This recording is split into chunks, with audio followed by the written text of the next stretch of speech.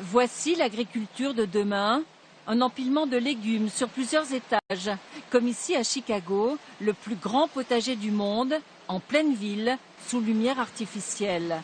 À première vue, un cauchemar industriel, en fait, un système vertueux qui s'appelle l'aquaponie.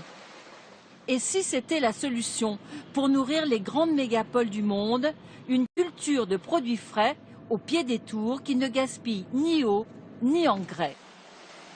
Ici, à côté de Lyon, cet horticulteur est l'un des pionniers en France. Mais qu'est-ce que l'aquaponie? C'est le mariage des poissons, de l'eau et des plantes. Et c'est l'eau des poissons qui nourrit les plantes. Comment ça marche? L'eau des poissons passe dans un bac où elle se purifie sous l'action de bactéries. L'ammoniac des déjections des poissons se transforme en nitrate, des nitrates dont se nourrissent les plantes. L'eau ainsi purifiée retourne dans le bassin des poissons pour l'oxygéner. Un système en circuit fermé qui permet d'économiser 80% d'eau, idéal pour la ville. L'avenir est lié à la culture en ville. La ferme urbaine est déjà là, elle est prête.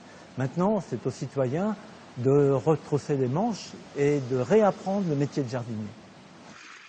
En pratique, cela donne des poissons destinés à être vendus dans le commerce. Plus de 3000 carpes répartis dans 4 bassins.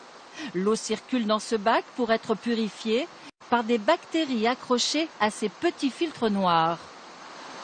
Des millions de bactéries invisibles mais qui font leur travail au quotidien pour purifier l'eau des poissons. Cette eau sert ensuite à arroser les plantes cultivées à côté, salades, mais aussi fleurs d'ornement. En période hivernale, nous arrosons 2 à 3 fois par semaine. En période estivale, nous arrosons 1 fois par jour avec l'eau des poissons. À Lyon, cette installation n'est encore qu'un prototype.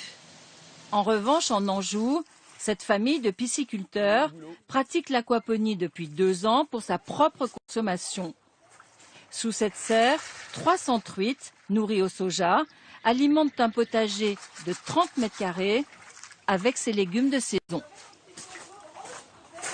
Les plantes poussent sans terre, elles sont juste en équilibre dans du gravier ou des billes d'argile. Et c'est l'eau d'élevage des poissons qui sert à nourrir les plantes. On n'a pas besoin de désherber, on a beaucoup moins de maladies parce que les zones de plantation sont hors sol. C'est très simple, il n'y a pas besoin de mettre d'engrais, c'est beaucoup plus économique. Dans cette ferme, on y croit et on innove, avec ce modèle réduit d'aquaponie pour jardins et terrasses.